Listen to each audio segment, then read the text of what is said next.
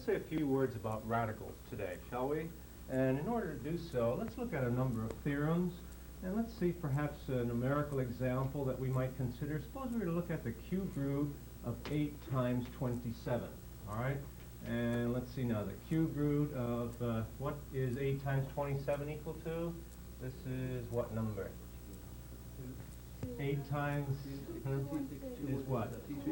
216, is that right? And now I'm thinking of some number which when multiplied by itself 3 times is 216, and you say to yourself, well, that must be 6, all right? Now notice that that's a rather difficult way of doing this problem. Perhaps we could also, let's consider the cube root of 8 times the cube root of 27 and see what happens.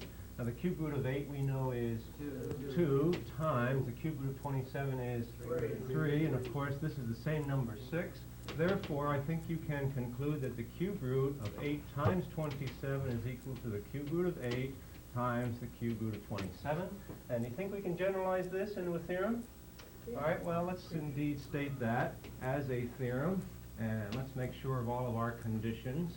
If n is a natural number, and a and b belong to the set of real numbers, in which also the nth root of a and the nth root of b are real numbers, then let's see what we can say. The nth root of a times b then is going to be equal to, and what may we say, Doug? The nth root of a. The nth root of a Times the nth root of b. times the nth root of b. Now, I can't emphasize enough the fact that the nth root of a and the nth root of b themselves, to begin with, must belong to the set of real numbers.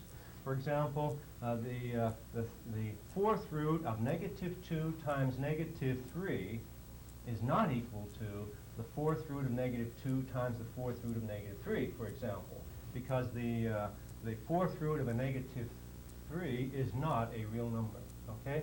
So we have to keep that in mind as we go through these theorems. Well, let's call this idea number 1, and let's give a heading here of some theorems, and then perhaps we can look at a second one. Suppose we were to ask ourselves, what is the cube root of 8 divided by 27? And I think on the basis of what we've said thus far, you would like to say that this is equal to what? How may we write this, Brenda? Cube root of 8. The cube root of 8 Times the cube root of 27. divided by the cube root of 27. Of course, we can also simplify this number. Cube root of 8 is 2 over 3, and there's a name for the number 2/3. Well, in fact, I think we can generalize this into a theorem, and let's see what we can say. If n again belongs to the set of natural numbers, and a and b are over the set of real numbers, in this case, let's exclude b to be 0, all right? And also we must insist that the nth root of a and that the nth root of b are also real numbers. Then, and now what do we want to say? But that the nth root of a over b is going to be equal to, and what then is our conclusion, Kirby? The nth root of a The nth root of a over the nth root of b. divided by the nth root of b. Notice here b cannot be 0 because it's in the denominator. Well, let's look at another situation that perhaps will generalize or into a theorem. Oh, let's look at, say, the fourth root of 16 squared. And using the theorem that we have just established, we may think of this as the fourth root of 16 times the fourth root of 16. Is that right? And now here we have a number. Think of this as a times a, and you and I have been saying that a times a is another name of a squared. So here's a name for the fourth root of 16 all squared. Is that right? And in fact, we can simplify that if we'd like, but that's indeed the statement that I'd like us to think about, namely that the fourth root of 16 squared is equal to the fourth root of 16 all squared. Now, of course, the name, a simple name for the fourth root of 16 is 2, and there we have 2 squared, which of course is the number 4. And let's see if we can generalize this into a theorem. And let's see what we may say. If n and m are natural numbers, all right, and a belongs to the set of real numbers, and the nth root of a belongs to the set of real numbers, then what may we say? But that the nth root of a to the mth power is going to be equal to, and what then is our conclusion? But what? This is the nth root of a all raised to the nth power, okay? Well, let's look at some numerical examples and see if we can simplify them, and in doing so, we're going to rely on these theorems, okay? So let's put up another heading here and call this examples, and let's just look at a few problems. Well, suppose we had the fourth root of 32x to the fifth power, all right? Now, let's put in almost every step, and certainly as many steps as we need to. Now, what we want to do is to look at this number 32, and we want to think of some number which, when multiplied by itself 4 times, it would be a factor of 32. And is there any number which, when multiplied by itself, Peter? 16. Is 16, is that right? So let's think of this now as the fourth root, using one of our theorems there, of 16 times. Now here we're looking at x to the fifth power, and of course I may think of that as what? X to the fourth, right? Times, and in fact, whatever we have left, or what factors? 32 is what? 16 times what number is 32? 2, and then times x, is that right? Now the only reason I'm separating it into these factors, of course, is to rely on that theorem. And if we do this once or twice, then after that, I would hope that you can do some of these steps in your head. And of course, right here we have what? This is another name for 2x times the fourth root of 2x. All right? Now, is there some restriction that we have to put on this number x?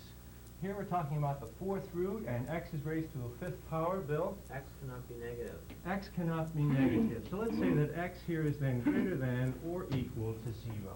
All right?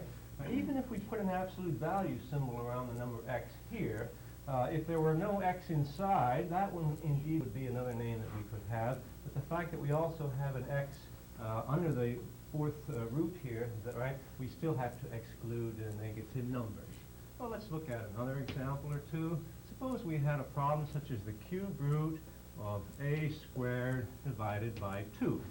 Now, using our theorem that had to do with division, we have here the cube root of a squared divided by the cube root of 2. But just as we have done earlier, we don't want to have one of these irrational numbers in the denominator, and what we say is that we'd like to rationalize that denominator. So, let's think of some number, another name for the number 1. Can anybody pull out of his hat a name for the number 1, which when I multiply in the denominator by the cube root of 2 is going to give me a perfect cube down there? And what number do you think we may use, Bill? The cube root of 2 squared. The cube root of 2 squared. Good. So the cube root, let's write that as 2 squared rather than 4, divided by the cube root of 2 squared. And of course, the whole purpose of that was to write in the denominator the cube root of 2 times the cube root of 2 squared is the cube root of 2 cubed, which in fact is 2, and that was the whole point of it. And now in the numerator, we just clean it up. And here now we're going to use our other theorem, and let's write that then as the cube root of, now 2 squared is what? 4a squared, and I think this then would be the most simple name. Is there any restriction that we have to put on the number a in this problem? Here we're talking about a cube root, and in fact a can be over what set of numbers? Over the set of real numbers. Let's look at a third example. Suppose we were to have, the cube root of, let's call it 5a to the negative 2 power, all divided by 2, okay? Now the fact that we have here a raised to the negative 2 power is going to be equal to what? What may we say about this? Well, let's utilize one of our other theorems. A to the negative 2 power is 1 over a squared, is that right? So we still have there what? There's 5 divided by a 2a squared. And now let's use our theorem that has to do with division. There's the cube root of 5 divided by the cube root of 2a squared. Now, what name for the number 1 would you like to pull out of your hat this time in order to give us a perfect cube down here? And can anyone think of that number? Well, certainly it must have, Brenda? It's the cube root of 4a. The cube root of 4a. Does everyone agree with that? Divided by the cube root of 4a, because the cube root of 2a squared times the cube root of 4a is the cube root of 8a cubed, and that sure enough is a perfect cube of what? 2a. Of 2a. The numerator we have now using our other theorem, this is what? The cube root of 20a. Is that right? And is there any restriction on a that we must have here, Bill? It cannot be 0. A certainly cannot be 0 because division by 0 is undefined, but as far as the cube root is concerned, it can certainly be a negative number. Okay? Now let's look at perhaps a little bit more difficult example and see what we may say about that. I'm not sure that it's any more difficult. Suppose we were to have an expression here, the square root of x plus 2 all cubed divided by, suppose we had y squared minus 6y plus 9. And you look at that and you say, well, it looks pretty much rigged. Is that right? Now let's see what we may say. Let's just indicate this as what? There's an x plus 2. Let's write this as a squared divided by, and looking at this denominator, it looks like it will factor into what, Doug? Y minus 3, y minus 3. Y minus 3 times a y minus 3, which we normally write as y minus 3 all squared, times, and we still have in the numerator another factor there, namely what? Anyone? X Jake, plus Doug? In which we still have an x plus 2. Now make sure that your radical symbol is far enough out here to include this expression, okay? Is equal to, and now notice this is the square root of this, so in fact we may use our theorem, which is what? That's an x plus 2 divided by a y minus 3 times the square root of x plus 2, and I think this then is the most simple name. Now we'd better worry about our restrictions on our variables here. Now notice to begin with that we had the square root of an x plus 2, so what can we say? What must we say about the number x? X must be what, Brenda? Greater than or equal to negative 2. X must be greater than or equal to negative 2, certainly. Greater than or equal to a negative 2. Does everyone agree with that? And now let's look at the number y. Is there any restriction that we need to place on y? And Bill? Y cannot be 3. Y and y is not equal to 3. Is that all right? Now, I think perhaps there's another way in which one can look at that. You could put an absolute value symbol around this whole factor out front, but the fact that x is greater than or equal to negative 2 will make it redundant in the numerator. Is that right? Because x plus 2 when x is greater than or equal to negative 2 is always non-negative to begin with. So I think we can just leave that there. Now what else can we do here? Could we put an absolute value of y minus 3 in the denominator? All right, and if we were to do this, then what else would we say? On the square root of an x plus 2. Here x is still greater than or equal to a negative 2 because of this restriction. And let's see now, is there any other restriction that we need to say about this? And in the first case we said y is not equal to 3. Is there any other restriction that we need to place on that? Perhaps I'm being redundant a second time here. Let's look at this number in the denominator, y squared minus 6y plus 9. The fact that this is a perfect square of y minus 3 squared, is that right? What can we say about that? Is there any number? Suppose y. Can y be, say, in this case, negative 3? Let's say, well, certainly, can y be, say, the number negative 3? Let's just try y as negative 3. This then is going to make this number negative outside the radical. Is that right? Now, to begin with, we're starting out with a positive number, and we'll end up with a negative number. So I think our restriction that y is equal to is not equal to 3 is not quite correct there. In fact, it should be a little bit stronger than that. And what's the stronger statement there, Bill? It can't be less than 3 either. It cannot be less than 3. So what then must we say? That y must be what? Y must be, I think Malcolm says y must be what? Greater than 3. And I think that would take care of that restriction. Is that right?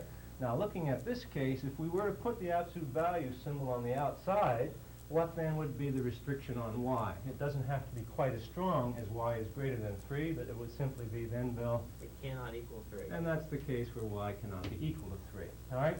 Well, I do want you to be conscious of these restrictions that we have to place on our variables. All of the time, of course, we want to end up with a number under the radical which is meaningful. If the radical is an even root there, and we must make sure that the numbers outside have the proper signs. Okay? Let's look at another example, and perhaps this one will be a little bit more messy. Suppose we had the cube root of, and well, let's just make up something, negative 27a raised to the negative 3 power divided by b to the 6th, all raised to the negative 5 power. And you say, wow, I don't know where to start. Well, let's take it one step at a time. And here we have x over y to the negative 5 power. We may think of as what? y over x to the positive 5 power. So let's do that step first, perhaps. And this then is what? This then is what? b to the 6th divided by a negative 27a to the negative 3, all raised to the positive 5 power. Is that right? Well, perhaps we can take care of this a to the negative 3 power next. And it's within this parenthesis, so what then can we do with that? It's 1 over a to the negative 3, then becomes what? The cube root of, and what can we do with that, Harry? A cubed. That then is an a cubed in the numerator, is that right? A cubed b to the 6th divided by a negative 27, and all of this now is raised to the positive 5 power, okay? Now, let's see how this goes. If we then were to rewrite this as the cube root of, now let's use one of our theorems. We want this to read something to the 3rd power times some other factor, is that right? And let's put in that step. I think perhaps in this problem it's worthwhile. A cubed b to the 6th over divided by negative 27 to the what power? To the 3rd power times, and now whatever is left is what? The same thing, a cubed b to the 6th divided by what? Now, do I want this to read negative 27 or just 27? Because, you see, negative 27 in the 5th power is what kind of a number to begin with? It's negative. And negative 27 in the 3rd power is what kind of a number? Negative. So, in fact, what should the SIGN here be? What should our sign be? It should be positive. Is that right? So, let's, in fact, include this as simply 27 raised to what power? To the 2nd power. Is that right? Now, right here, we have the cube root of x cubed. And the cube root of x cubed is simply x, is that right? Which happens to be a cubed b to the 6th divided by, and now let's take that number negative 27 out, okay? Times, and now we still have here the cube root of this number squared. Now, let's include that step. The cube root of this number squared, which is a cubed b to the 6th divided by 27, times, and now it's this and the same number squared again. Is that right? So it's times what? A cubed b to the 6th divided by 27. Now let's see where this leads us. Let me continue this problem, if I may, up here and see where it's going to take us. This then is equal to, now outside the radical we have a cubed b to the 6th divided by negative 27 times. Now let's look back here. We have now the cube root of a cubed b to the 6th over 27. And that's a simple name for what? That's a simple name for, Bill? AB squared over 3. AB squared over 3. So let's write that as AB squared all over 3 times, and now we still have there the cube root of the same thing, a cubed b to the 6th over 27, which is another name for what? AB squared all over 3. So what then may we do with all of that? Instead of multiplying it by itself, let's indicate that as that number squared. Okay. And let's see, Don? Would it matter in the second step from the bottom, here, where you have the parentheses and the squared, would it matter whether it's a 27 or a negative 27? Aha. If we in fact included that as a negative 27, the fact that it is negative 27 squared would then still make it what? A positive number. But you see, the reason I don't want to write it as a negative 27 squared is because then down here I'm going to write a negative, well, in fact we could, I guess, do that too. This would then be a negative 27, and this would also be a negative 27, and then the cube root of a negative 27 is what number? Is a negative 3, so in fact we could put that negative symbol outside there, but eventually we're going to square it. Is that right? So it's that negative 3 squared. So whether you square it at the end or else do so right in here at the beginning, I think we end up at the same place. But good, I'm glad that you brought that up. Very good. Well, let's continue with this problem and see where it leads. We're almost done. Here we have now, let's see if we can't do this step in our head. We have a cubed times a squared is what? Is what? A to the 5th power. And now we still have b to the 6th times b squared all squared is b to the 10th, right? B to the 6th times b to the 4th, which is what? That's b to the 10th divided by, and now here we still have the number negative 27 times what? Negative 3 squared, which is 9. Well, let's see, what number then is that? Let's put the dash symbol in the denominator. 9 times 27 is 243. 243. And in the numerator, we still have a to the 5th times b to the 10th. And I think that's going to be the most simple name for this original expression, which is right here. All right? Well, I think this last problem was a bit complicated, but I did it purposely so that you can see all of the ramifications of these theorems. Let me give you your homework assignment. This will be